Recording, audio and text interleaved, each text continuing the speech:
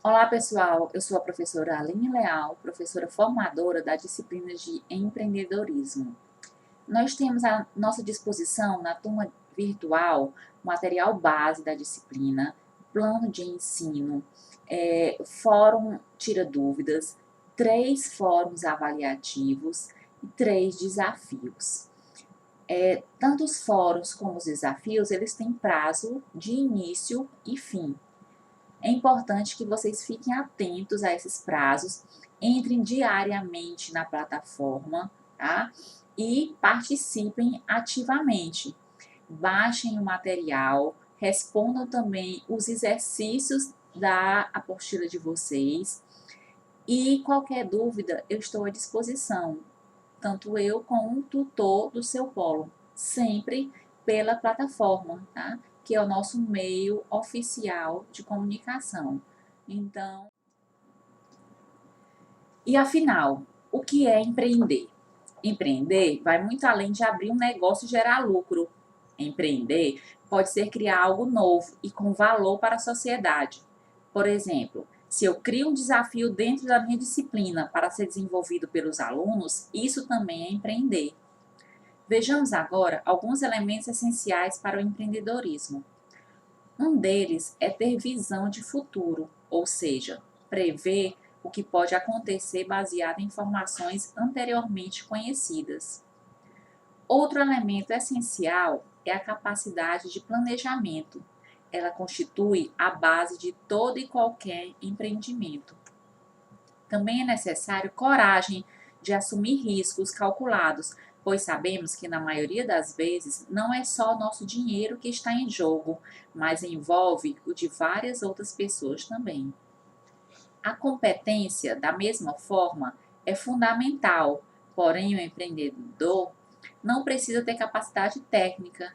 Na verdade, ele precisa estar apto a gerenciar todo o processo. Outro elemento importante é a resiliência, pois dificilmente alguém acerta da primeira vez, então devemos estar sempre abertos a superar obstáculos. Vamos considerar o caso de uma rede varejista dos Estados Unidos, em que foi constatado que pais que iriam comprar fraldas à noite sempre compravam cerveja.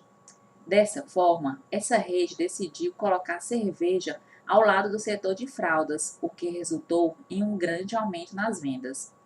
Isso é o que chamamos de inteligência de negócios, ou simplesmente BI, que significa Business Intelligence. Ele proporciona aos negócios a identificação de padrões para tomar decisões que vão impactar a produtividade, eficiência e lucratividade das empresas. E não para por aí. Com a inteligência artificial e Big Data, é possível criar modelos preditivos para mapear tendências futuras, mesmo antes de se perceber essa necessidade.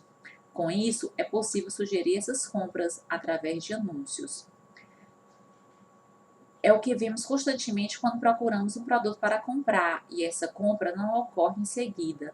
Nesse caso, os anúncios ficam aparecendo constantemente na nossa tela. Observe essa pirâmide empresarial e ela possui 3 níveis: o operacional, o tático e o estratégico. Associado a esses 3 níveis, tem-se os conceitos de dados, informação e conhecimento.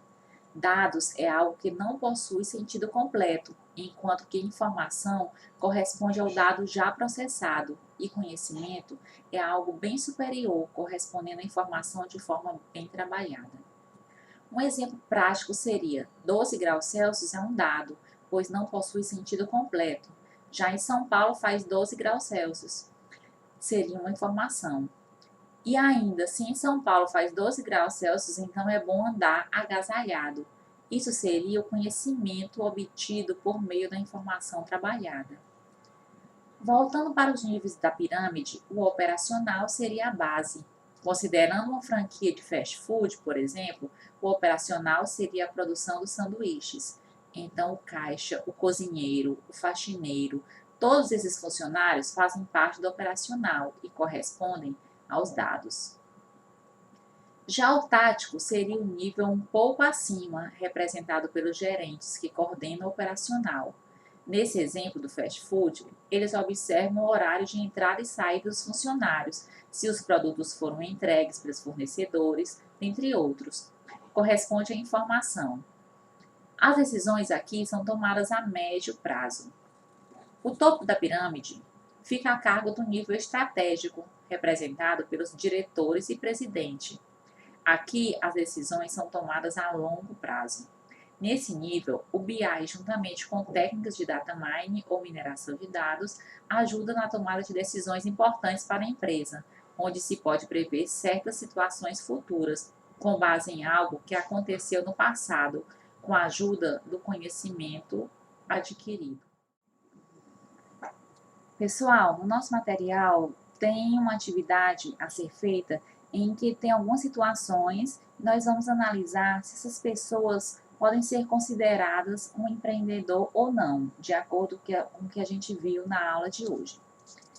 A primeira situação é a seguinte: um diretor de meia idade de uma grande empresa pede demissão por causa do estresse de constantes viagens internacionais, em que fica longe da família, e tem a ideia de utilizar pneus velhos prensados para fazer tubulações para esgoto.